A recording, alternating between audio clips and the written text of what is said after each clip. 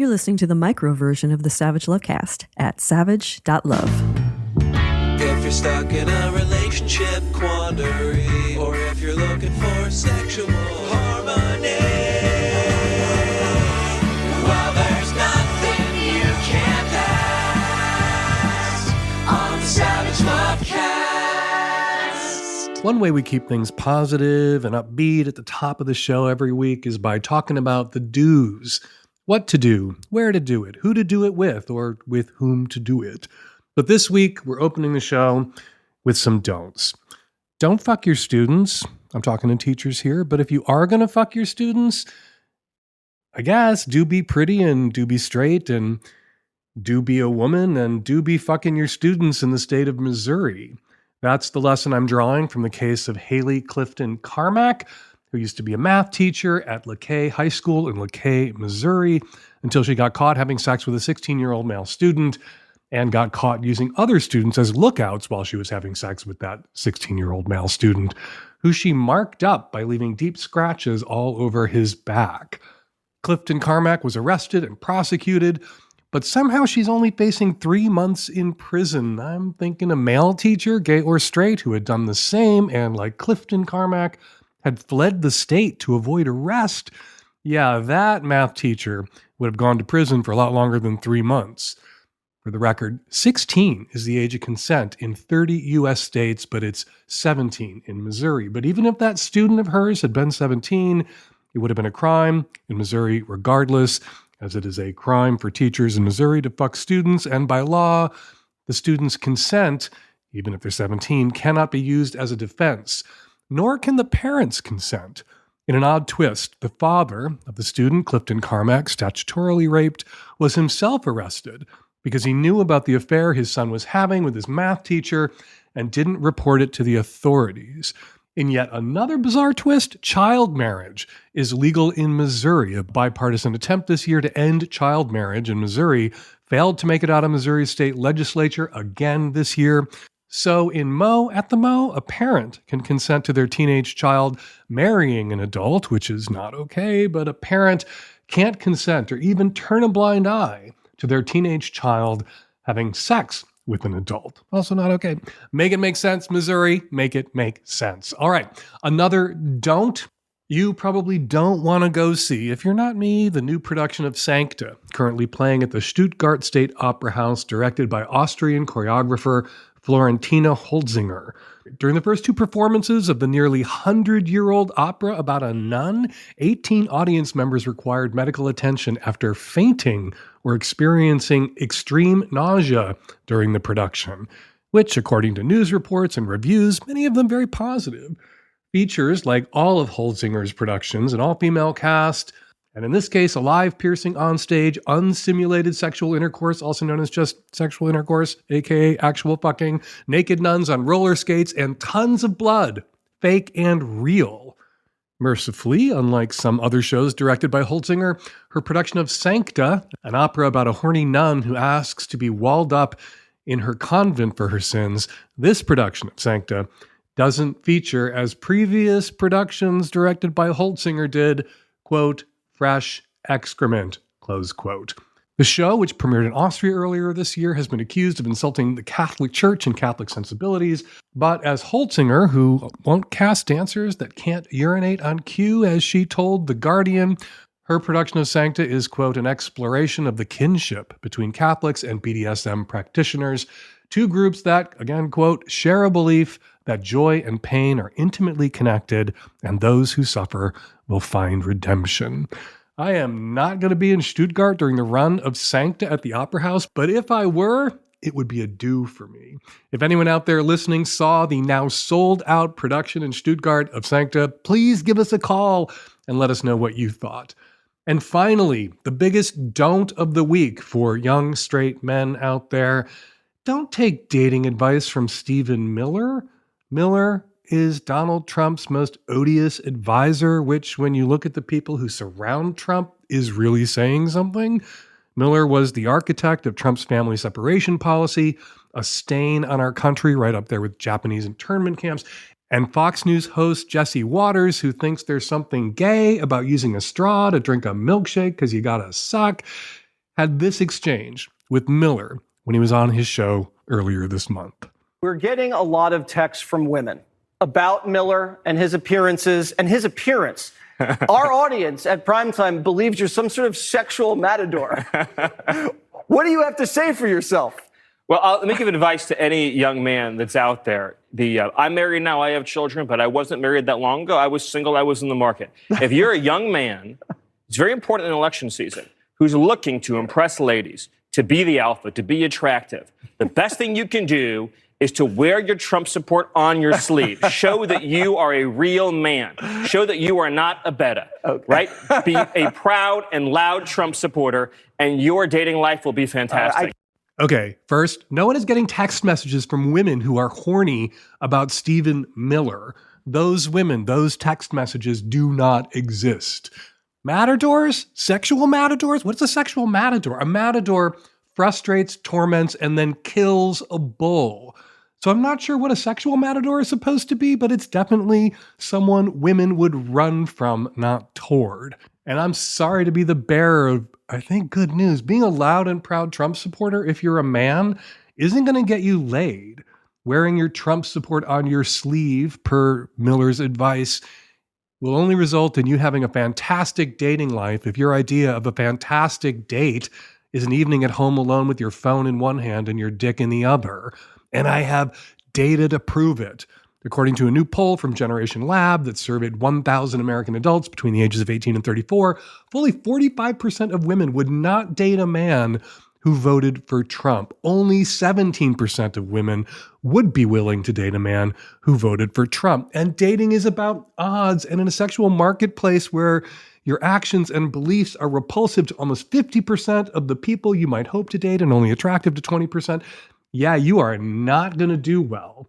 As Matthew Iglesias put it, Matthew Iglesias, writer, substacker, big stats and trends guy, young men should know that if you vote for Trump, you're basically never going to get laid. This is an alarming trend that we've noted here on the show before. More and more young men are supporting Trump. More and more young men are identifying as Republicans, while more and more young women are identifying as Democrats and liberals and progressives and supporting Harris.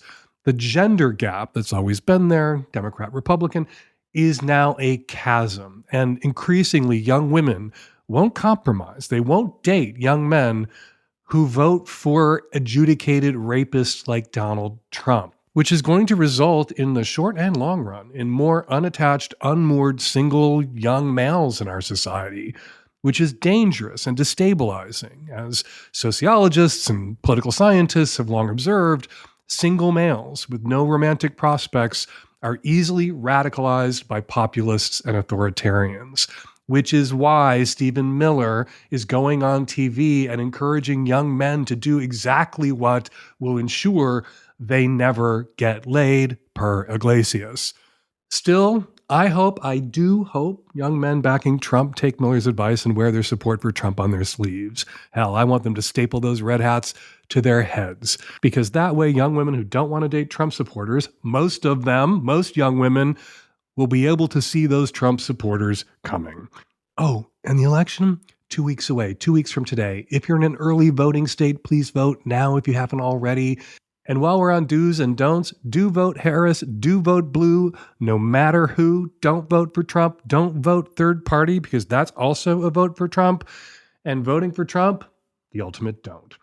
All right, on the show today, tons of your Q's, lots of my A's, and our guest this week, comedian Des Bishop. We talk about his new stand-up special, sex moves that might surprise a straight man like him, straight guys into butt stuff on the receiving end, play parties, and so much more. There's a little of my conversation with Des on the micro. For all of my convo with Des, and ad-free shows and invites to Savage Love Live and more perks, become a Magnum subscriber right now at savage.love. All right, let's get to that first call. This episode is brought to you by Helix Sleep, the very best mattress designed with your comfort in mind. Right now, get 20% off a mattress purchase. Go to helixsleep.com/savage. This episode is brought to you by Field, an app where curious people come to connect. Download Field on the App Store or Google Play and find out why so many of my listeners are already using it. Hi, Dan. I'm a late 30s married cis woman calling about my experiences with possibly borderline sex work and how it might be impacting my marriage. I started dating my husband in my early 20s, got married after 7 years, and now we have a 1-year-old child, and we've been totally monogamous the whole time. We have an okay sex life. I'm still very attracted to him physically, and we have good chemistry. He knows how to make me come, but things are pretty repetitive, and the frequency has cut in half since our son was born, so we're lucky if we have sex twice a month now. After my son was born, I needed to get back in touch with my identity outside of being a parent, and I started studying burlesque. Over the past couple of months, I've had opportunities to dance in a few amateur shows in small local bars, which end with performers stripping down to a thong and nipple tassels. My husband has been supportive of me doing burlesque.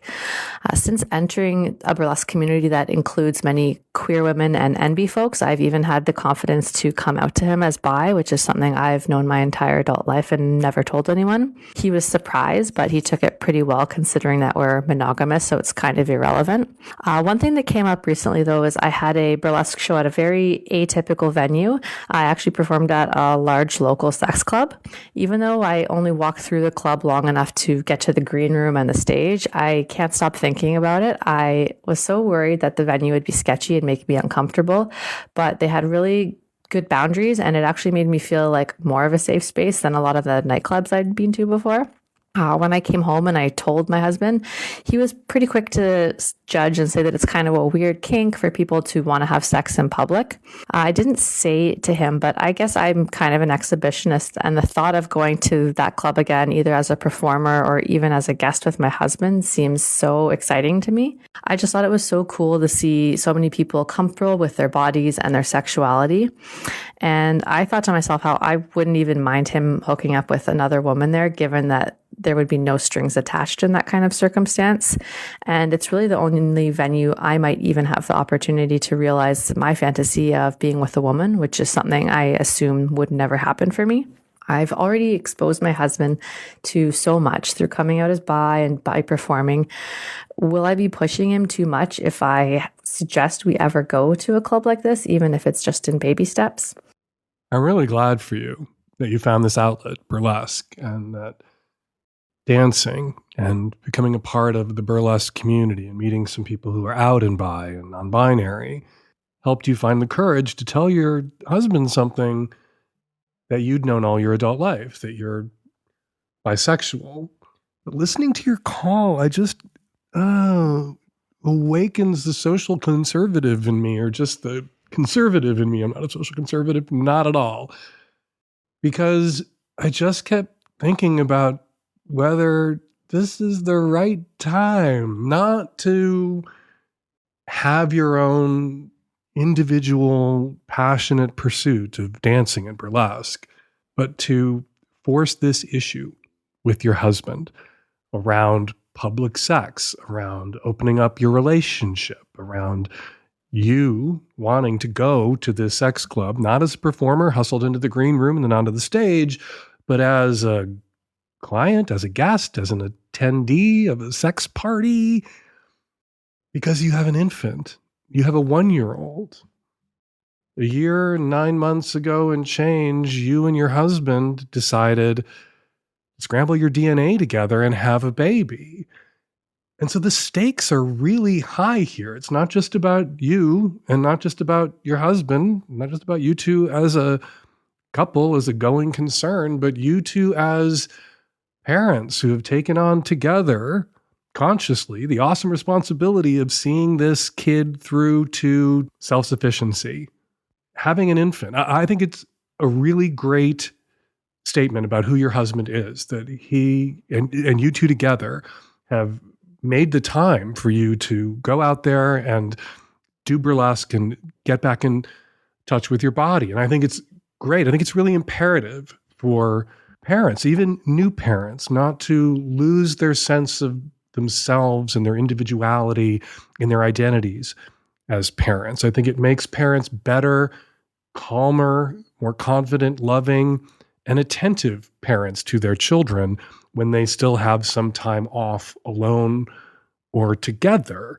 But an infant, a 1-year-old, you're still in that really high pressure, high intensity relay race stage of parenting where this kid is with one or the other or both of you at all times, and one or the other or both of you together need to be paying attention, taking care of the kid.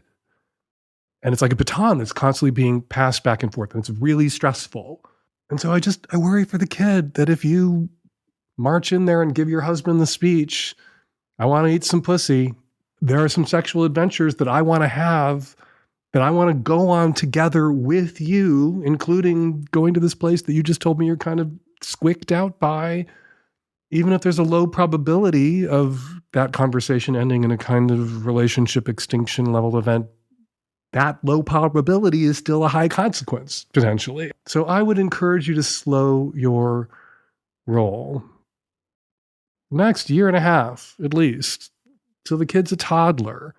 Now, particularly as you have the kind of husband who steps up and does his fair share, hopefully his equal share of the child rearing, and to the point where you have nights off to pursue this passion of yours, credit to your husband, credit to you, but you not take that for granted.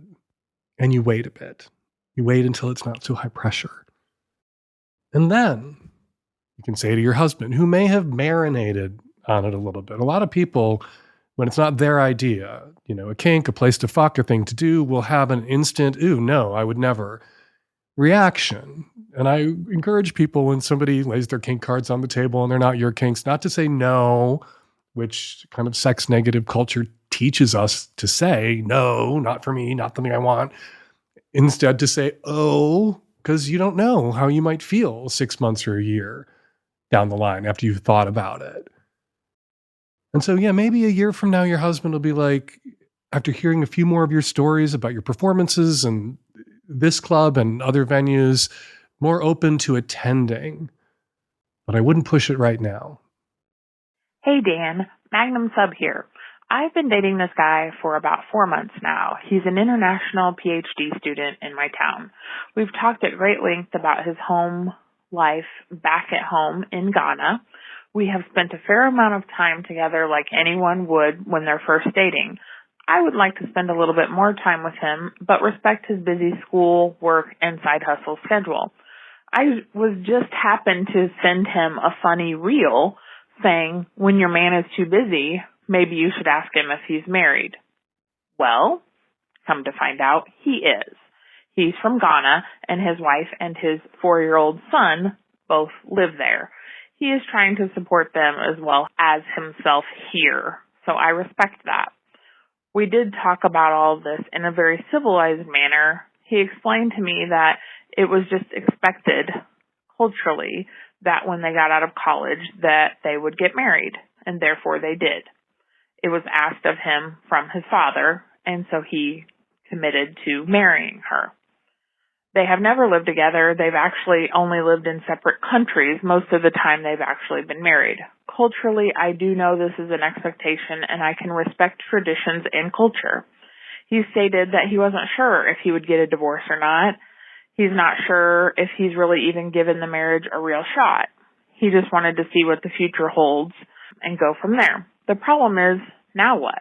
I feel kind of betrayed that he didn't tell me all of this up front. He said he wanted to, but he didn't want me to think less of him or treat him differently. I care for him, but I also can't wait around for him either. I am looking for something long term. You say you can respect other traditions, other cultures. All right. Can you respect another tradition, another culture to the point that you never meet this guy's family? Do you respect his culture and those traditions enough to be his side piece forever? Which is kind of what I think would happen here. You say you want something serious. You say you want a commitment. I'm guessing after 4 months, you weren't sending him funny marriage memes without, not an ulterior motive, but like you were dropping a big hint there. And then the conversation went in a direction where you found out that this guy that you've been seeing casually for 4 months is married and has a kid. I don't know what the beginning of your relationship looked like. Was it casual? You say he's getting his PhD and he has a side hustle. Maybe this was in his mind and he assumed it was also in your mind. a casual thing, and he didn't necessarily need to disclose this because he wasn't interested in anything serious, wasn't available, obviously, for anything serious. And it turns out you want something more serious. And I sometimes joke about, not a joke, I mean it, laying your kink cards on the table at around 6 months. Well, here you are 4 months in, and he laid his wife and kid card on the table. You say that he told you he's not sure he's going to get a divorce, also not sure about whether or not he wants to give his marriage a shot. He's told you he's never lived with this woman or even been in the same country with this woman, but somehow they were together at some point long enough for him to impregnate her. And at this point, this tipping point, I'm beginning to think, not sure he's going to get a divorce. That means he's not going to get a divorce. That he may be now telling you what he thinks you need to hear to continue to date him, to see him, to hang out with him. And so respect for other cultures and traditions is great, but you also have to have some respect for what you want out of a relationship. And it seems pretty clear you're not going to get what you want out of a relationship from this guy, who at the very least is going to be seriously encumbered for the rest of his life. Do you want to be with somebody who is supporting a family on the other side of the world, if indeed he stays with you on your side of the world? And if he doesn't divorce this woman, he can't marry you. And then how does he stay on your side of the world? I think to protect yourself, you need to look at this as a cultural exchange. You need to look at this as potentially a successful short-term relationship and enjoy how much more time are you willing to invest in this guy? You know yourself better than I do. Can you stop making an emotional investment in this person and just enjoy time and attention and someone to hang with and the dick until you meet somebody else? I mean, if he's got a wife on the other side of the world, I think you should be free to date other men on this side of the world in case one might come along who wants what you want, which is a serious commitment and not a secret second family. And to be clear, you will be the secret second family. This episode is brought to you by Field. It seems like so many of my listeners are talking about and using Field these days, and with good reason. Field lets you have control of your matches, not some creepy algorithm. Field is an app where curious people come to connect. On Field, you have the breathing room to explore your own desires, free from gatekeeping. Here's what that looks like. You decide who and what you like. Sifting through an avalanche of likes is exhausting. On Field, you can filter your likes based on preferences like sexuality, desires, gender, and age, which makes it so much easier to cut straight to the likes from like-minded people. No algorithmic gatekeeping on Field. The only person who can determine what you like is you. To honor the complexity of human desire, Field presents you with all options and leaves you in control of your experience. No pressure to swipe. If you happen to skip someone's profile, you can always ask to go back or undo your dislike at no extra cost. And you can bring your people along. Field's new Constellation features lets you link profiles with your friends and lovers, so new connections will see who you are within your social context. Start a group chat and find your people with your people. There's no limit to how many times you can change your sexuality, desires, interests, or gender identity at Field. In fact, 62% of Field members evolve their sexuality, interests, and desires within their first year on the app. Whether you just moved to a new city and need to find a new community, or you're traveling and looking to meet new people, you can find a new bestie at Field. Download Field on the App Store or Google Play. If you've been wondering about Field because you've heard so much about Field on this show from callers, not just from hosts, I, Dan Savage, recommend that you finally give Field a try yourself.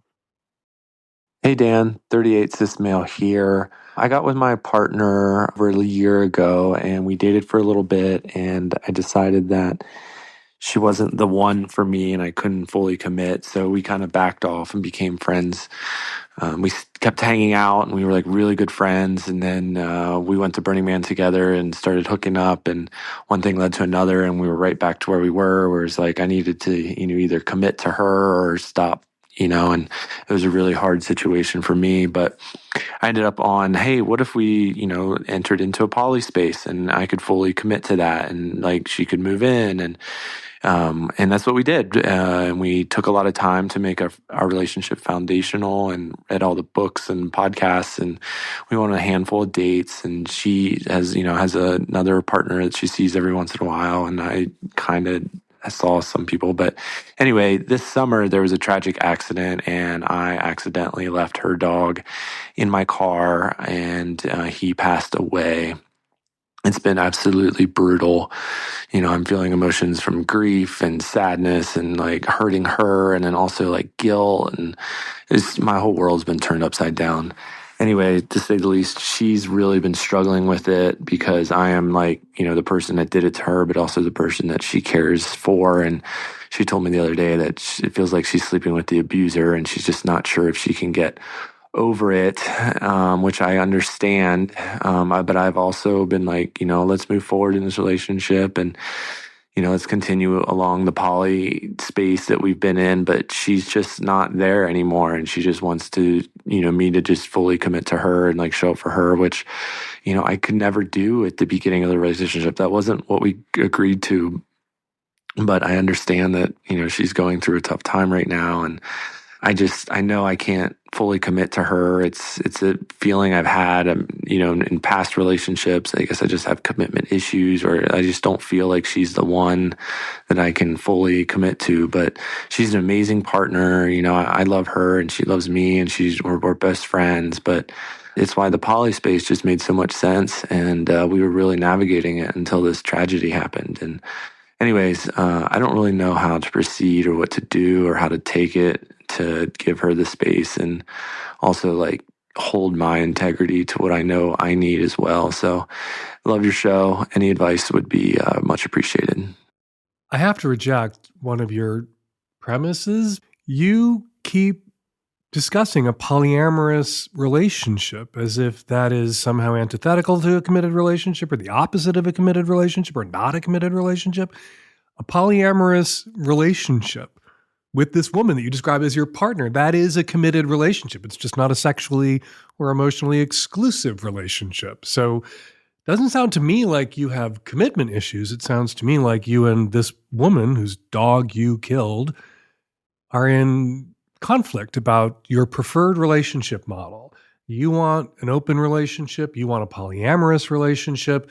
And what she wanted at the start, and you were unable to give her, was a monogamous relationship. And so she, even though she's the one with another partner and you've only had a couple of flings, I guess, a couple of pieces on the side here and there, even though she's exercised her right as the partner of someone in an open polyamorous relationship to have another partner, it's not what she wanted. And now that you killed her dog, you use a lot of passive language, like the dog passed away, you killed her dog. Now that you've killed her dog, out of her mouth comes, being with you feels like being with an abuser, which is, you would never tell someone to stay with an abuser. If that's how she feels, she should obviously end this relationship. But the next thing out of her mouth seems to be, based on your accounting of the exchanges that you've had with her after you killed her dog, seem to be that you owe her the monogamous commitment that she wanted all along, or wanted at the start, because you killed her dog. And I'm sorry, I don't want to say this about someone who's grieving the death of their dog at the hands or car of the person that they love, but that seems to me emotionally manipulative. That seems to me slightly opportunistic, unless, to be a little bit more generous, what she might be saying is right now, while she's grieving the death of her dog that you killed, she needs to be your sole focus.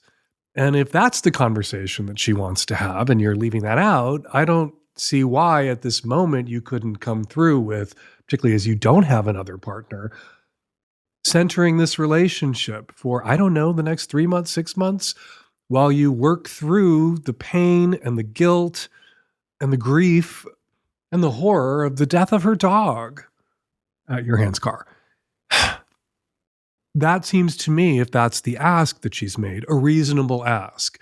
But if it's a gambit now, if she settled for polyamory and it wasn't what she wanted and she's instrumentalizing the death of the dog or leveraging the death of the dog to get you to make the commitment you didn't want to make in the first place, well, then obviously this relationship isn't going to work out. But if what she wants at this moment is for you two to temporarily focus all of your energies, emotional and sexual, on each other as you process the death of her dog, that's a reasonable ask. And you could maybe, and I think you owe her that. But if what she's asking for is what you didn't want to give her in the first place, what you couldn't give her because it's not commitment you can't do, it's monogamy you can't do. What she's asking you for now is the monogamous commitment that you didn't want to make and conflated somehow with an inability to make a commitment at all. Well, then obviously this relationship has tragically run its course and you're going to have to end it. We all have sleepless nights sometimes, and let's face it, if you are not having a little insomnia right now, you aren't paying attention. But at least I have, and you can have, the most comfortable place in the world to toss and turn, and that is my Helix Sleep mattress. The Helix lineup offers 20 unique mattresses, including the award-winning Luxe Collection, that's ours, the newly released Helix Elite Collection, a mattress designed for big and tall sleepers, and even a mattress made just for kids. To figure out which mattress is right for you, take the Helix Sleep Quiz to find your perfect mattress in under 2 minutes, and your personalized mattress will be shipped straight to your door free of charge. And with their 100-night sleep trial, you can try it out, try out your new mattress, see how your body adjusts, and if you decide it's not the best fit, you're welcome to return it for a full refund. They offer models with memory foam layers to provide optimal pressure relief if you sleep on your side, or models with more responsive foam to cradle your body for essential support for stomach and back sleeping positions. Plus, enhanced cooling features to keep you from overheating at night. Unlike a lot of mattress companies out there, Helix owns its own manufacturing facility. Each and every Helix mattress is made by a team of skilled manufacturers and shipped directly from their facility to your door. And right now, Helix is offering my listeners 20% off all mattress orders. Go to helixsleep.com/savage. Let them know the Lovecast sent you. Go to helixsleep.com/savage. With Helix, better sleep starts now. Hi, Dan. 2 cis women calling from the Pacific Northwest. We are in a 3-person relationship with each other and a man and are getting away for a cozy week on the BC coast together in a few weeks. We've been seeing each other in some fashion for over a year and just recently have decided to transition our various relationship constructs into a committed core relationship with each other. We both have great sex with him individually, and the group play is also fantastic. Further, we enjoy all combos of connection when the 3 of us play together. Our relationship has progressed, and all 3 of us are very excited about this new dynamic.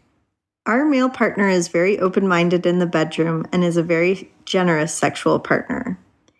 He's usually in a dominant role, but he also enjoys watching and being directed. Outside of that space, his interests are craftsmanship, delicious food, and us, of course. What he really loves is to be surprised, and we've been able to deliver some fun surprises over the last year.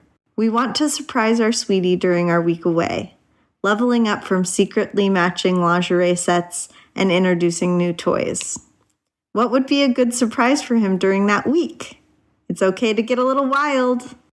Joining me to help tackle this question, because why not? Des Bishop is a touring comedian whose newest special, of all people, is out now on YouTube. Hey, Des, thank you for coming on the show.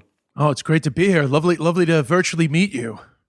I saw your special and wanted to have you on. It's hilarious because despite your very heteronormative material that you do, you gave some really great sex advice, period sex, advice for young men, straight men on handling rejection, advice on navigating casual hookups for guys with one ball. You are a straight dude, a tall, good-looking, straight white man. So you would know better than I how best to surprise a straight dude with a sex move. What would your advice be? I thought this call was so funny because they're like, we want to move on. We want to move up from lingerie. And I'm like, well, first of all, you guys are in like a polyamorous relationship, 2 women, 1 man. So I feel like you guys have already powered up from the lingerie. So when I heard this call, I was like, God, like, am I the right guy? I mean, I feel like if you're already comfortable with polyamory, the surprise has to be like an extra person in the mix, in my opinion. Or a fundamentalist Mormon compound kind of marriage. Like, how do you surprise the polyamorous straight dude with 2 girlfriends? Who've already gone the matching lingerie route. That was my thought. I was like, beyond doing something like entirely inappropriate that might actually be the biggest turnoff of all time for him, I'm not really sure. I don't actually know how broad his sexual spectrum is. I mean, if he's very adventurous, maybe you want to, throw in another guy into the mix or something, even if he doesn't get involved. Because was this the call where they said that he likes watching, right? So I believe that they said in the call that he likes watching. I mean, maybe if they want to try to get something into the mix that might be more exciting for him to watch. I get this question a lot, and I kind of hate it, where people are like, tell me a thing to do. Give me a sex assignment that'll blow my partner's mind. And my first thought is always, shit in his mouth. I bet that'll surprise him. You won't see that one coming. Like, that was my first thought too. too. You and then shit in his mouth. There's no surprise. Like, you can't just ask somebody else to assign something to you to do to your lover that will work for them. Like, you know him better than me or Des does. You can make a better safe guess about what he might like if it's not shitting in his mouth and bust that move. Like, I can't actually help you here. Yeah, I 100% agree with that. I was like racking my brain. I was joking with my wife about like, I mean, I'm not going to say them on the air, but I was making jokes about all these inappropriate things you could surprise him with. But yes, at the end of the day, what I would suggest is racking your brains about some fantasies he may have insinuated over the last amount of time you guys have been together, and make a call. Maybe elevate one up from whatever his most adventurous thing you've ever heard him say, but don't go more than one up, because you don't want to like ruin it. You don't want him to be like disappointed. You don't want to traumatize him. You don't want to break off a fingernail in his butt or something. That is good advice, to like one up, to go like one step further on themes that have already been incorporated into your erotic dynamic, to like push things a little further rather than hit them with something from left field, because you just never know what's going to work for someone or what's going to traumatize someone. Yeah. But I will say, as a straight man, that adding one extra woman will probably always go down fine. That's what he's watching. When they say he likes to watch, he means them. Yes. Like, he's already winning here. Like, how many cherries on this Sunday does this one guy get?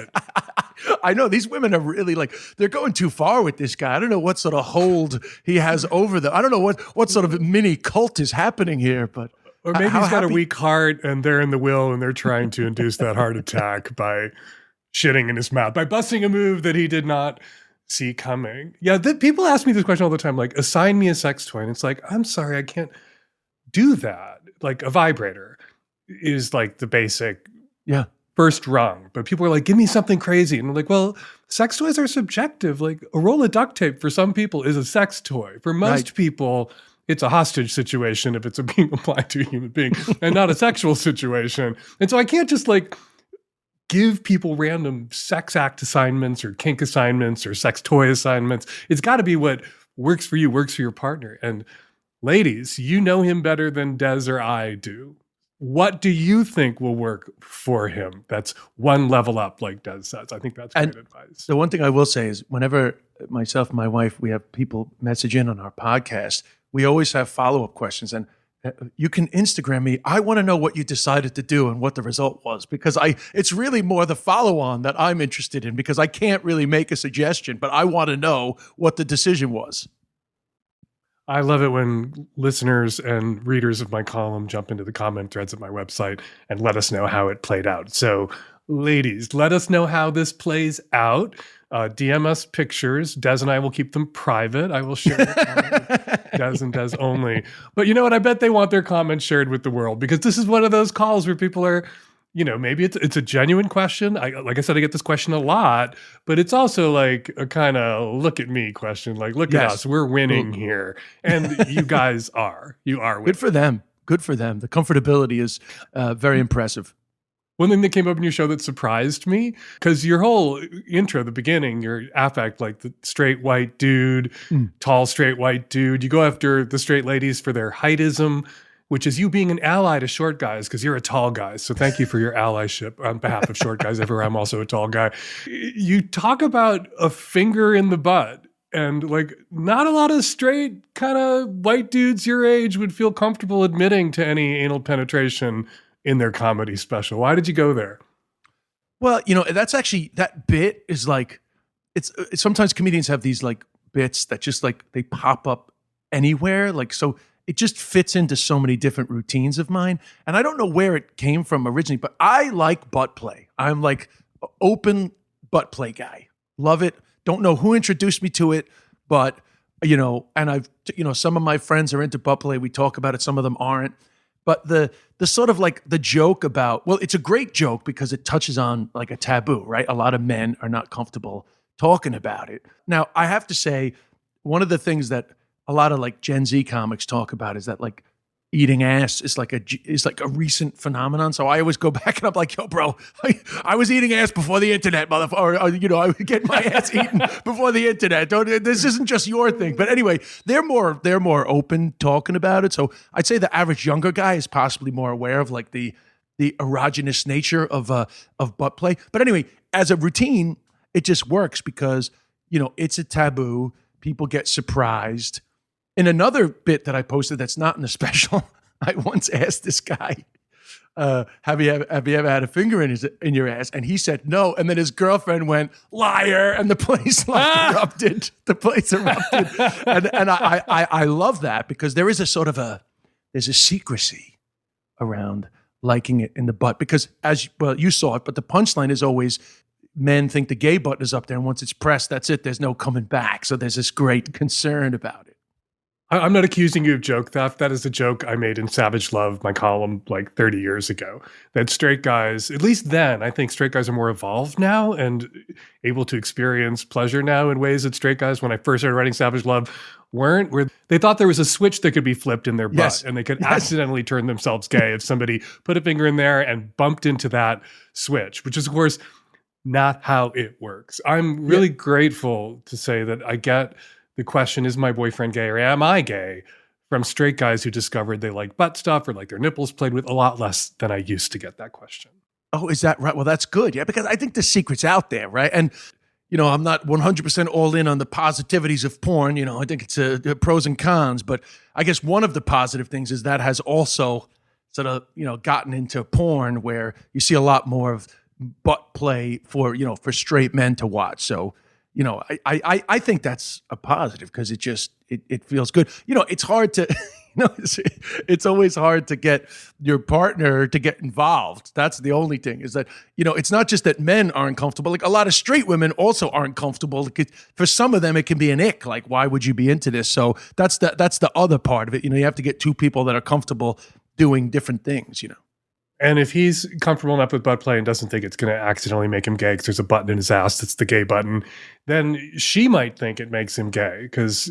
Yeah, well, that's it. And then send me a letter. Is my boyfriend gay? My boyfriend has their finger in his butt. That's obviously means he's gay, right? Because a straight guy couldn't want that ever. And it's not true. You say that you're a butt guy. In the show, you say you're not a ball guy. And it's a hilarious bit and a hilarious story that you share. And you know what? We're not going to talk about it. I'm going to tell people that if they want to hear your not a ball guy story, they need to go watch your special on YouTube now. And it is worth it. It is fucking hilarious. And maybe a little traumatizing what you're sharing there. Yeah. It's funny. It's funny the bits that resonate with people. Like that to me is such a throwaway bit. But of course, for you and this, you're in this world, and you go like, oh, this is great. This is like open, interesting stuff. Yeah.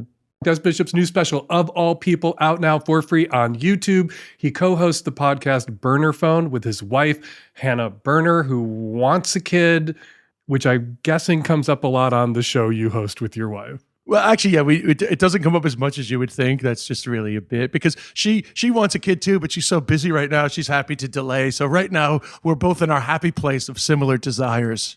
Well, great. Thank you, Des, so much. I really loved your special. You're hysterical. And don't be self-conscious about it being very heteronormative. We want comedy clubs to be safe spaces for heterosexual people too. Thanks so much. And thanks for having me. More of my conversation with comedian Des Bishop is on the Magnum. Become a Magnum subscriber right now and hear it all at savage.love. Hi, Dan. I'm calling from the Pacific Northwest. I am a 53-year-old bi woman in a relationship for 10 years with another bi woman. And the problem that I'm having is that her hygiene has gone way down. I'm not quite sure what to do. I've tried to make gentle suggestions like, why don't we shower before we get into bed? We do live together. Or just making light inquiries. I know that she has really severe ADHD, and I'm also sometimes not sure if she's picking up on the clues that I'm putting down. And I don't want to, or maybe feel comfortable being very direct about her hygiene. I just don't want to be mean about it in any way because she's so lovely and sweet, and I just love her.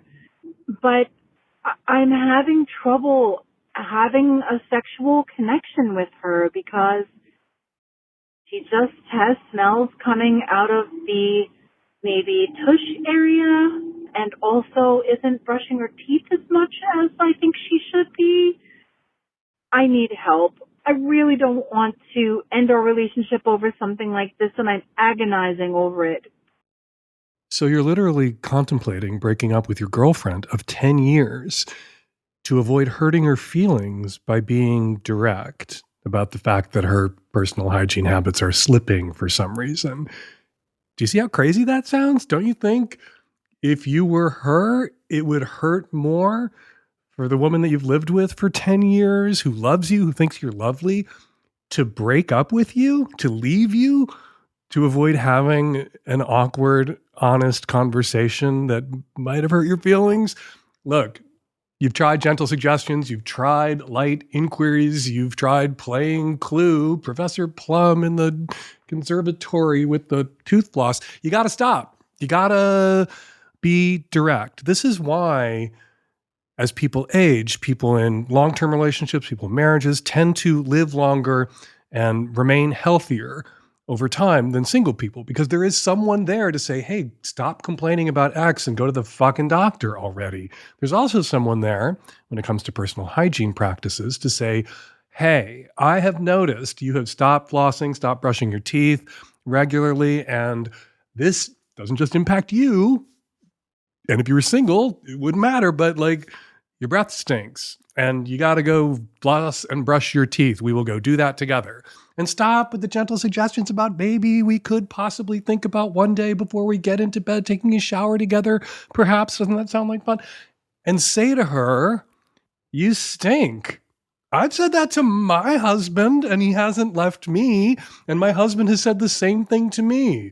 Sometimes we can't smell ourselves and we need someone to look at us and say, oh my God, you need to go brush your teeth. And that person isn't going to be a coworker. It's not going to be your employer, ideally. It's not going to be a neighbor. It's not going to be, hopefully, somebody on the bus. It's not going to be a telegram from the president on your 100th birthday. It's got to be who? It's got to be you. It's got to be the significant other. It's got to be the person that you love and live with and rely on to look out for you and to look out for what's best for you, which includes flossing and brushing your teeth so your teeth all don't rot and fall the fuck out of your head, which includes saying things like, hey, you need to go take a shower because I really want to be close to you and this is getting in the way. Your butt stinks sometimes. All our butts stink sometimes. I'm sure my butt stinks sometimes. You can soften the blow by saying this. I'm sure sometimes I stink. And you know what? If I stink, you can tell me. I want you to tell me. If I stink and I didn't realize it and I need to go jump in the shower. But I am right now telling you that.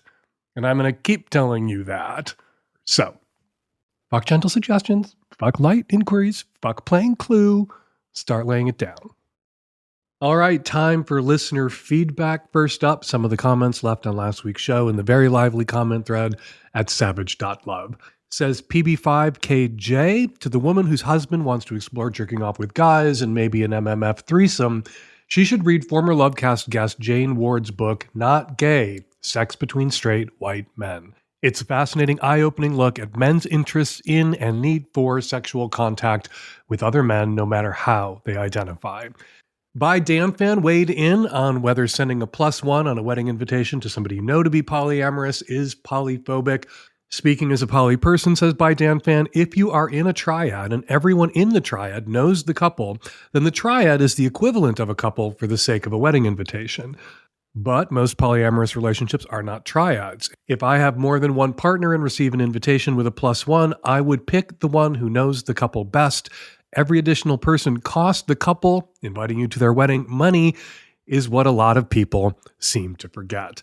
And finally, says Corinne Reeds, to the caller whose queer son objects to his mother reading romance novels, as someone who is an avid reader of queer romance by all different types of authors, there is definitely a subset of straight female authors who are writing fetishizing or objectifying romance novels. And they are doing it because there is a subset of straight female readers who are buying it. Okay, Corinne Reed's point taken, but seems to me, even if every romance novel written by a straight woman for other straight women fetishizes or objectifies gay men, where's the harm? It's not like these straight women are going to treat the gay men they date as objects because gay men aren't going to date them. And a woman who reads romance novels, probably less homophobic on average than a woman who doesn't. So, while I see how this might be cringe, and we all know how sensitive teenagers are to cringe behaviors, particularly coming from their parents, I don't see how it's a problem. All right, for more listener feedback and to try your hand at giving some advice yourself, check out Struggle Session every Thursday at savage.love, where I respond to listener and reader comments and post a letter that isn't going to make it into Savage Love, and you get to give the advice. And now, everyone's favorite part of the show, the part where I shut my big gay mouth and listeners get the last word. Dan, on episode 937, the abusive boyfriend who wants a dog, I think you're totally right. It's about control. It's about winning. I think there's a middle ground here where she can get the dog and she can still let him think that he's won. Offer to buy the dog. They both know that the dog is better off with her.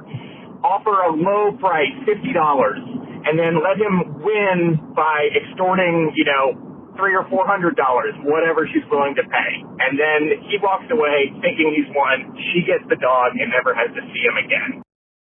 Hi, Dan. Polyamorous person here with a response to the poly +1 discourse. I wanted to point out that these considerations aren't just applicable to high-cost events like weddings. I work for a company that prides itself on being progressive and queer inclusive. I'm completely out at work about being poly, and everyone is super supportive. But I know of at least 2 coworkers who are poly but not out at work yet. We use online forms to RSVP for things like company picnics or holiday parties. Previously, the form asked something like, "Are you bringing your spouse?" I have brought multiple partners to company events before, but for those coworkers who aren't out, the RSVP questions might make them feel like their whole family is not necessarily welcome at these events. I emailed our admin folks and suggested trying to find some more inclusive language. Now the form simply asks, "How many adults are you bringing?" It costs the company almost nothing to accommodate multiple partners. We always have lots of leftover food and drinks, but it makes it clear that they respect me and my partners and my family system. If you're the person at your company who has the opportunity to make diverse families feel more welcome, it might be as simple as adding a couple of words to your RSVP form. In my opinion, this discourse should be less about paying for one more steak dinner at your wedding or whether your guests will have a special person to talk to, and much more about acknowledging that we don't all fit into the same mold and doing what we can to make people in our lives feel seen, cared for, and welcome. Hey, Dan, Nancy, and the tech-savvy youth. Calling about the caller who said he had an anxious attachment style. I am a mental health professional, And a lot of people make the mistake thinking that attachment styles are fixed identities, like a personality style that they'll have for the rest of their life. That's just not true. All of us are aiming to have a secure attachment style where we trust ourselves and we trust others. So if you have an anxious attachment style, you don't trust other people.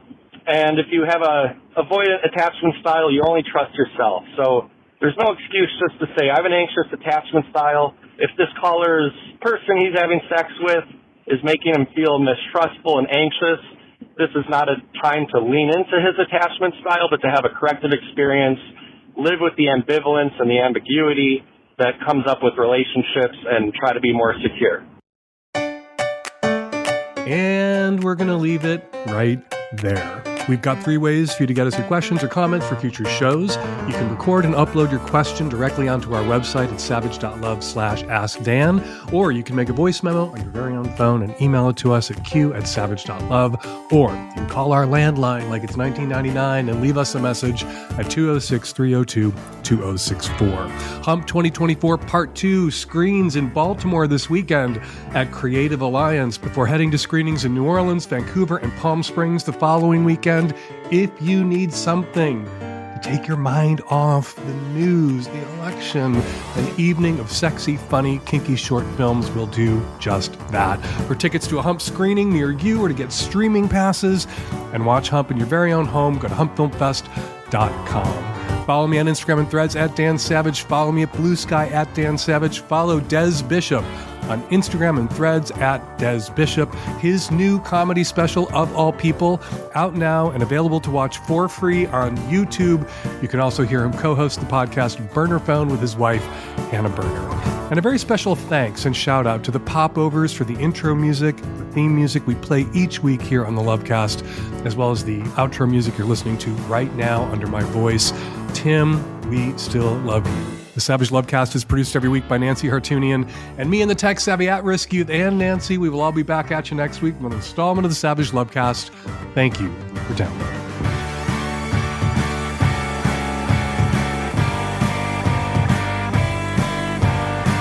It's okay to get a little wild.